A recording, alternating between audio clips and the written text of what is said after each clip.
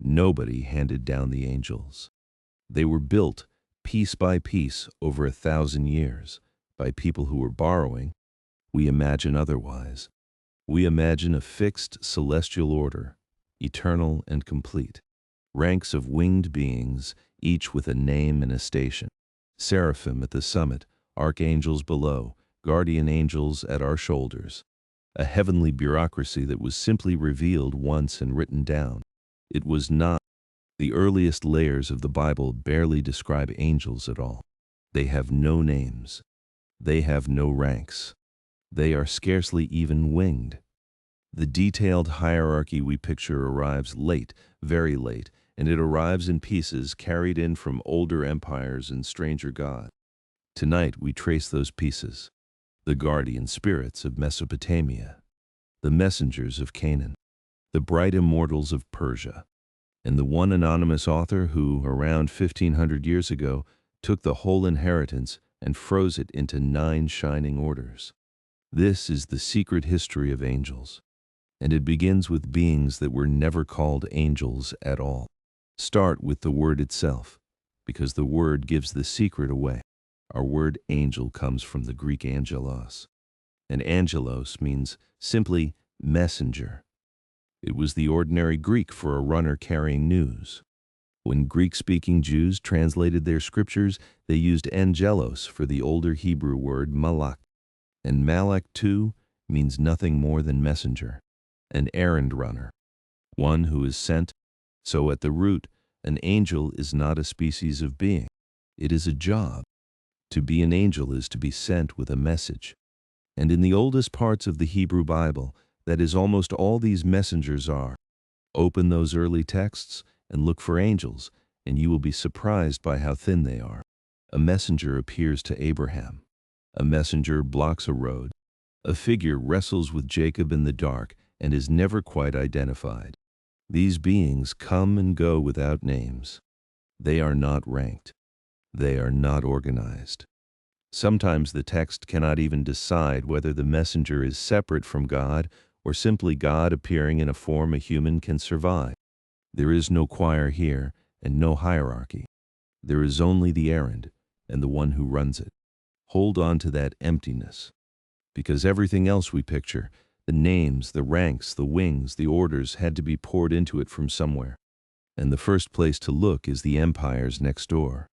The people who wrote the Bible did not live in isolation. They lived in the shadow of older, larger civilizations, and those civilizations were already crowded with intermediate beings. Walk into the ruins of an Assyrian palace, and you meet them at the door. Enormous carved figures, the body of a bull or a lion, the wings of an eagle, the bearded face of a man. The Assyrians called such a guardian a lamasu. It stood at the gateway to ward off evil and to overwhelm the visitor with the majesty of the king. A protective spirit, winged, half-human, half-beast, standing watch at a threshold. If that image feels familiar, it should. It is one of the oldest ancestors of the guardian angel, and there were others. Mesopotamian texts speak of the Apkallu, the sages. They were semi-divine beings, sometimes shown as men with the bodies of fish, sometimes as winged figures with the heads of birds. In the stories, they served the gods and brought wisdom and the arts of civilization to humanity before the Great Flood. They were attendants of the divine, carriers of knowledge, standing between the gods and the human world. Look at what these cultures already had. Winged guardians at the threshold. Semi-divine attendants around the throne of the high god. Intermediaries who carried wisdom down to humankind. None of these were called angels. But the raw materials of the angel, the wings, the guardianship, the rank below the supreme god, the role as a heavenly courtier, were already lying about the ancient Near East, centuries before the Bible gave them new names. The question was never whether such beings existed in the imagination. The question was how Israel's writers would gather and reshape them. And the great reshaping came from the East, from an empire that conquered them and gave them something their messengers had never had. Here is the turn. The textbooks rarely put plainly. To watch the angels change, Watch what happens to the Jewish people during and after their exile in the east. In the 6th century before the Common Era, the kingdom of Judah was conquered, and many of its people were carried off to Babylon. Then Babylon itself fell to the Persians, and for the next 2 centuries, the Jewish world lived under Persian rule. The Persians had a religion of their own, the faith we call Zoroastrian, built around a supreme god of light named Ahura Mazda. And that religion was full of organized, named, ranked celestial beings.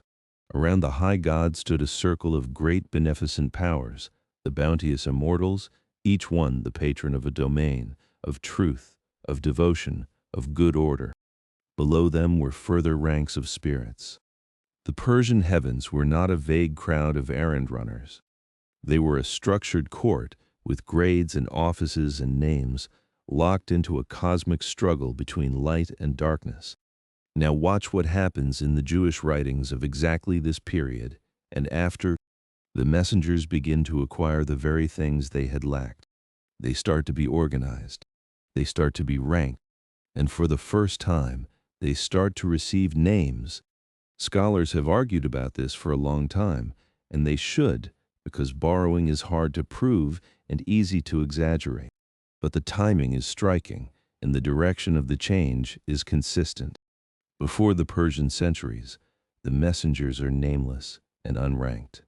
During and after them, an organized hierarchy of named angels begins to crystallize, and we can point to the precise book where the names first break the surface.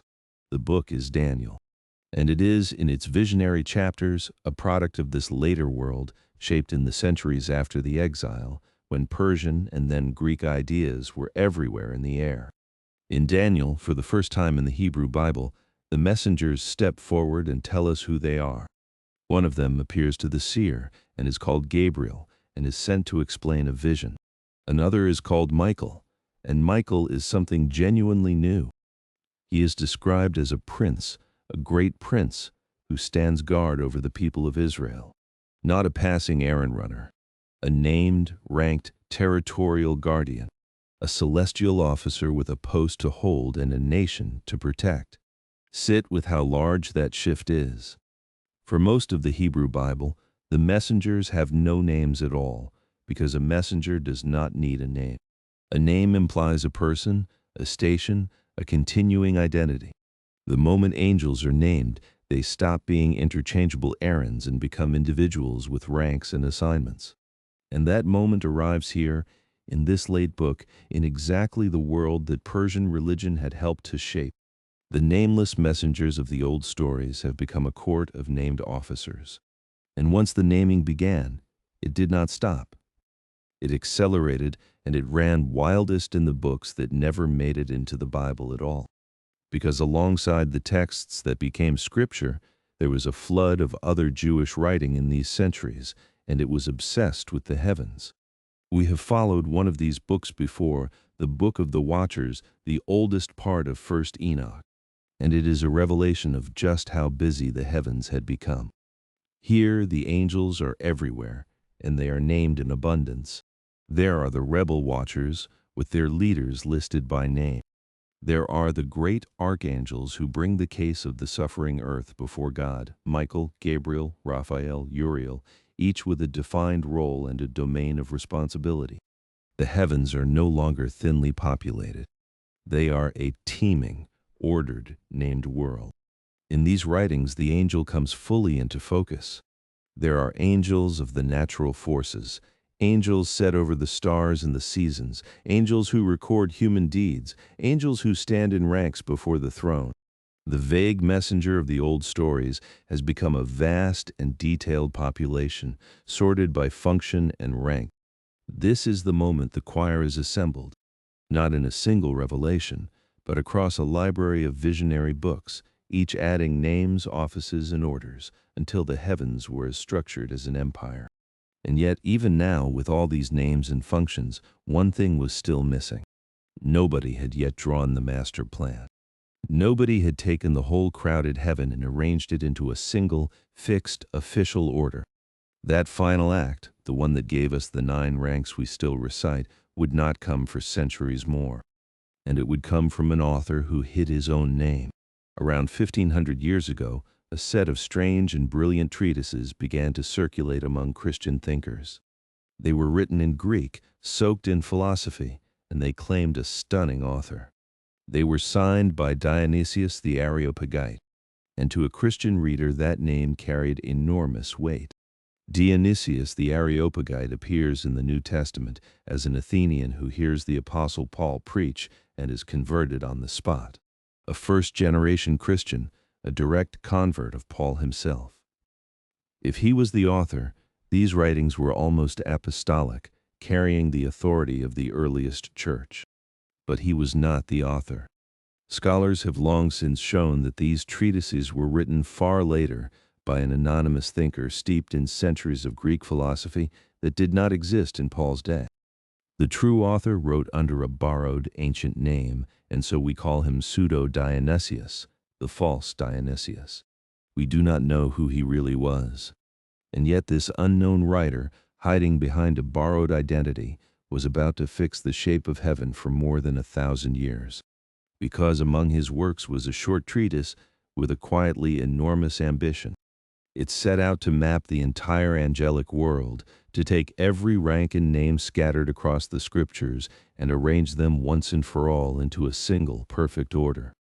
He called it the celestial hierarchy, and it is the blueprint behind the heaven you already picture. Here is the turn. The famous hierarchy of angels, the one carved into cathedrals and painted across ceilings, was not revealed from above. It was composed by hand by an anonymous author out of names he gathered from older texts. What Pseudo-Dionysius did was an act of synthesis. He scoured the scriptures for every kind of celestial being mentioned anywhere. The seraphim from one prophet's vision, the cherubim from the guardians of Eden, and the throne. Thrones, dominions, principalities, powers, and authorities, names of heavenly ranks scattered through the letters of the New Testament. The archangels, the angels. He took this inheritance of names, drawn from many different writers across many centuries, and he imposed an order on it.